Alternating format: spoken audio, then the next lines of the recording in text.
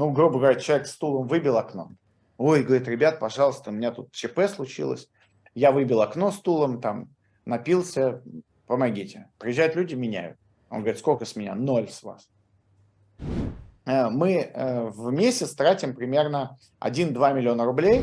Как только контракт подписан, да, ну, в смысле, акт подписан, деньги получены, и началась, ну, собственно, эксплуатация, все, они тут же поворачиваются другим местом и говорят «до свидания».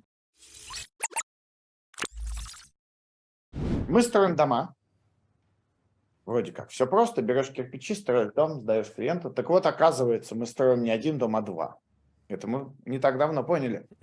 Один дом, он физически стоит, а второй, он строится в голове у клиента. Ну, если это быть более точным, это не дом, а впечатление, да, о строительстве дома первого. Так вот, оказывается, эти вещи, они не связаны, мало связаны между собой.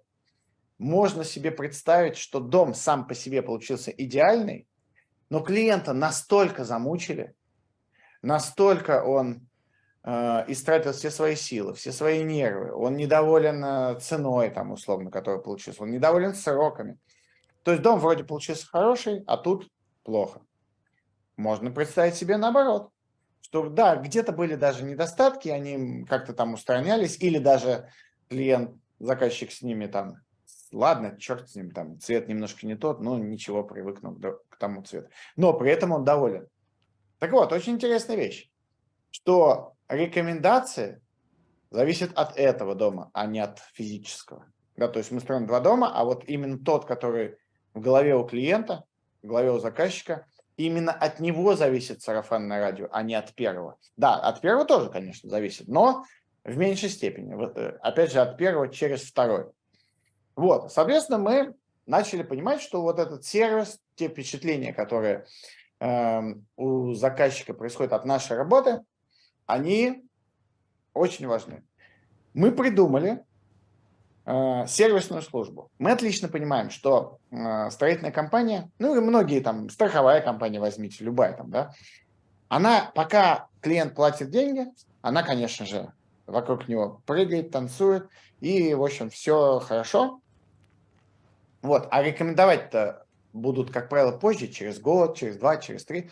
И обычно все строительные компании, не только строительные, еще раз повторю, как только контракт подписан, да, ну, в смысле, акт подписан, деньги получены, и началась, ну, собственно, эксплуатация, все, они тут же поворачиваются другим местом и говорят «до свидания». Там юристы какие-то, пишите претензии и так далее.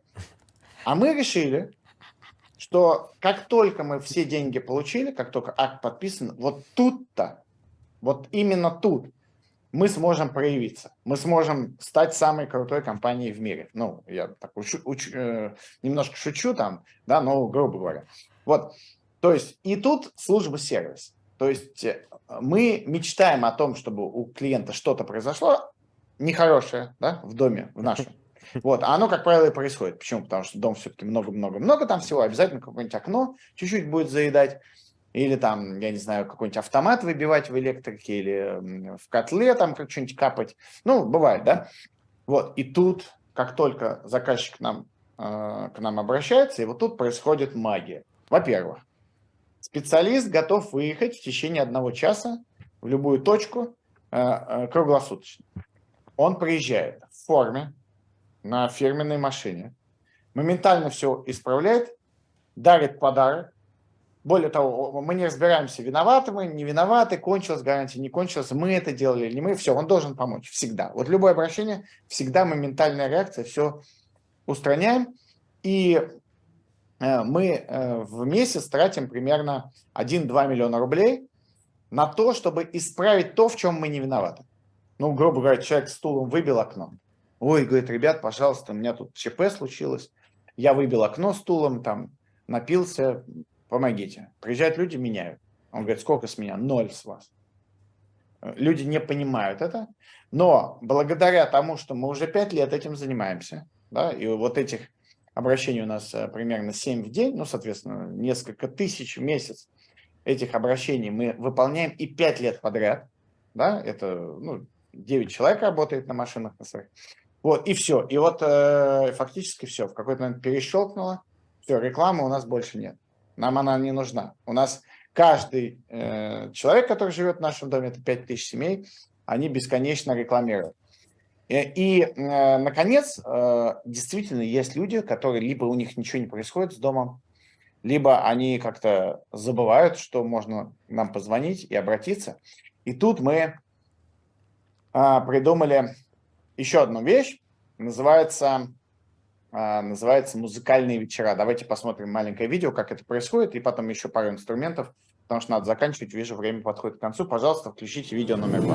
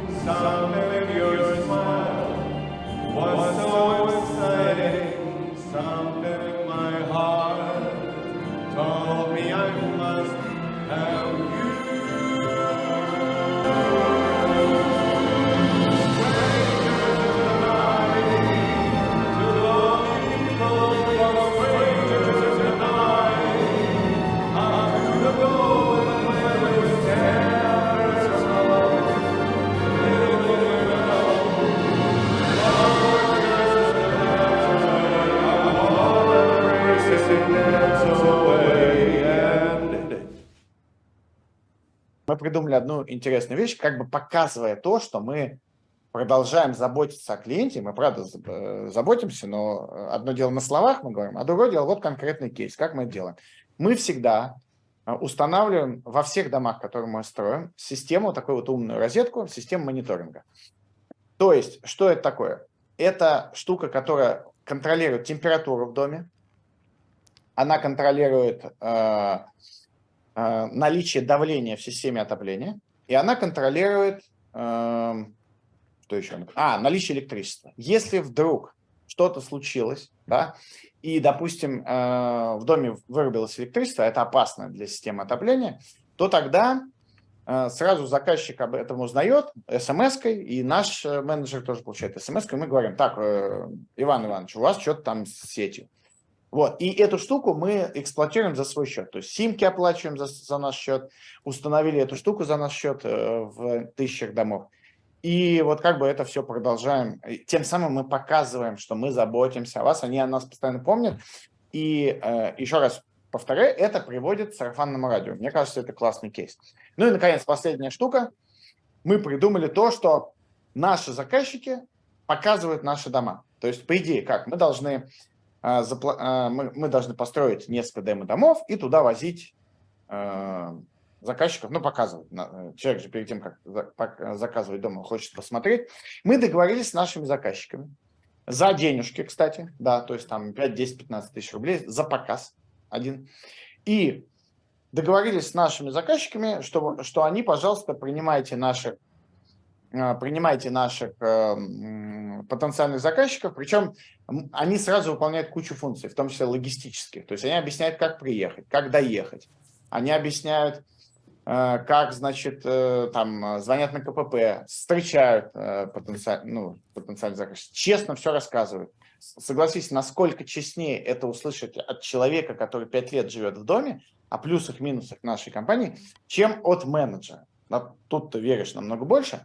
И у нас, получается, сейчас уже около 30 заказчиков готовы показывать наши дома. Более того, нам это обходится дешевле, потому что демо-дом стоил бы дороже, чем эти 5000 за показ.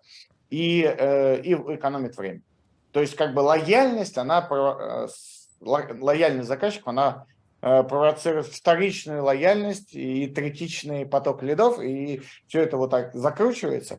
И, в общем, короче говоря, сервис, делаем выводы. Нужно создать, на мой взгляд, сарафанное радио – это самое главное. Для того, чтобы его создать, нужно подумать, от чего оно работает, как оно работает, что конкретно мы можем сделать, чтобы оно работало лучше. Создать суперсервис внутри компании, который, конечно же, невозможен без организации уже на n-ной ступени должно быть по спиральной динамике.